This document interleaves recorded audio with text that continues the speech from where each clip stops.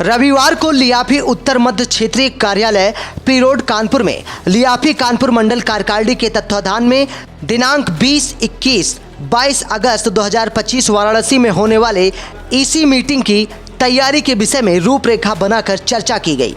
मुख्य रूप से ग्राहकों अभिकर्ताओं के साथ निगम द्वारा किए जा रहे भेदभाव एवं अनैतिक निर्णयों के विरोध स्वरूप प्रधानमंत्री जी को ज्ञापन दिया जाएगा। आईटी प्रभारी आईपी अवस्थी, अमरनाथ चतुर्वेदी, महेंद्र तिवारी आदि ने ईसी मीटिंग को लेकर अपने अपने विचार व्यक्त किए। अपने परिचय के साथ बताइए कि आज जो लियाफी की कानपुर मंडल की जो बैठक हो रही है या कंप्लीट हुई है, इसका क्या उद्देश्य था? थैंक यू सुशील जी।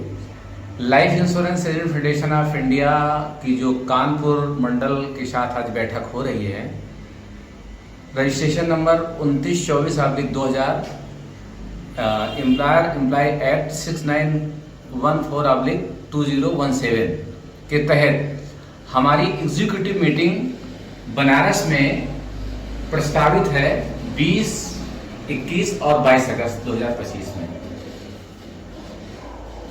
इस मीटिंग में हमारा जो जोन है उत्तर मध्य क्षेत्र होस्ट जोन है और उसी के मीटिंग का संपन्न करने के लिए निर्णय लिया गया है।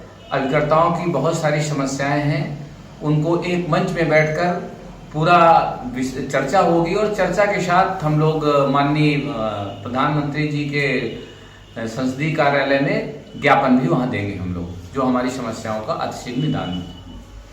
अपने परिचय के साथ बताएं कि किस चीज़ का ज्ञापन आप वहां देने जा रहे हैं और ज्ञापन देने का उद्देश्य क्या है? मैं अमरनाथ चतुर्वेदी लियाफी कानपुर मंडल का महामंत्री हूँ। ये हमारी जो वार्षिक ईसी मीटिंग है, ये कानपुर मंडल और हमारा नॉर्थ सेंट्रल जोन इसको होस्ट कर रहा है। हमारे नॉर्थ सेंट्रल जोन में ये ईसी मीटिंग प्रस्तावित है और हमारी तमाम समस्याएं जो इस समय LIC के द्वारा अक्टूबर 2024 से लागू की गई है, जो अभिकर्ताओं के हित में नहीं है, इन सारे विषयों पर चर्चा होगी और हमारे राष्ट्रीय अध्यक्ष और हमारी जो कोर कमेटी है, ये प्रधानमंत्री कार्यालय में वहां जाकर के इसको ज्ञापन के रूप में हम लोग देंगे, जिससे हमारी समस्याओं का निदान अविलंब हो सके।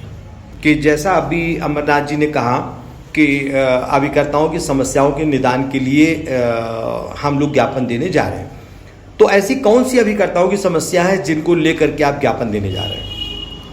मैं आईपी अवस्थी हूँ, उत्तर मध्य क्षेत्र लियाफी का IT प्रभारी और अतिरिक्त प्रभार महामंत्री। जैसा कि हमारे सभी सदस्यों ने बताया कि आज की मीटिंग का उद्देश्य कानपुर मंडल के साथ सहभागिता लेकर के जो हमारी ईसी मीटिंग 20, 21, 22 को बनारस में होनी है, उसमें विभिन्न क्षेत्रों से लोगों के आने की संभावना है, जो उत्तर प्रदेश के अलावा विभिन्न स्टेट के भी रहेंगे। तो उसकी परिप्रेक्ष्य में हमें कैसे तैयारियां करनी है, उसकी होटल व्यवस्था क्या है, आने जाने की व्यवस्था क्या है, उसके संबंध में हमारी व्यवस्था है।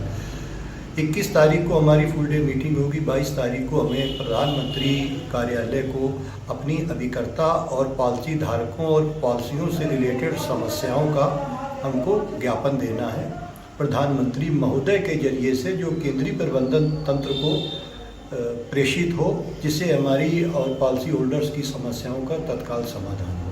कुछ समस्याएं आप बताएंगे जिनको लेकर के आप ज्ञापन देने जा रहे हैं?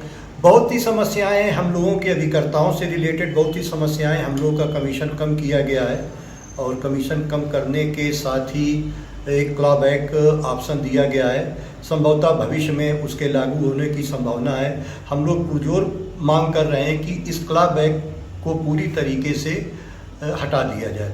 इसके अलावा 2024 के बाद पॉलिसियों में कुछ परिवर्तन हुए हैं, जैसे कि प्रीमियम की वृद्धि हो जाना, लोन अमाउंट का जो हम लोगों को लोन पॉलिसियों पर मिलता था उसमें प्रतिशत में कमी करना और बहुत सी इस तरीके से समस्याएं हैं। इन्हीं सब समस्याओं के बारे में हम लोग अपना ज्ञापन PMO कार्यालय को सौंपेंगे।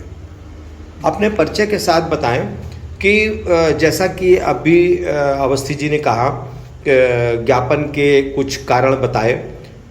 इन कारणों पर LIC का मुख्यतः कहना ये है कि हम अपने अभिकर्ताओं का पूरा ध्यान रखते हैं उनको अधिक से अधिक लाभ प्रोवाइड कराते हैं। ऐसी स्थिति में ऐसे कौन सी समस्याएं हैं जिनको लेकर के आपको ये मीटिंग करनी पड़ रही है? धन्यवाद सुशील जी। मैं महेंद्र कुमार तिवारी, लियाफी कानपुर डिवीजन प्रेसिडेंट। ये जो जानकारी आप पूछी आपने, ये बहुत बड़ी समस्या अभिकर्ताओं के बीच में। सबसे बड़ी समस्या तो अक्टूबर को अभिकर्ताओं का कमीशन कम हुआ।